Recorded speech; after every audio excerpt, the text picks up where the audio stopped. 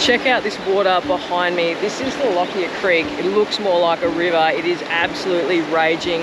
We've had some heavy rain for the last week or so, and the ground is just soaked. So any more rain, this could get really, really bad.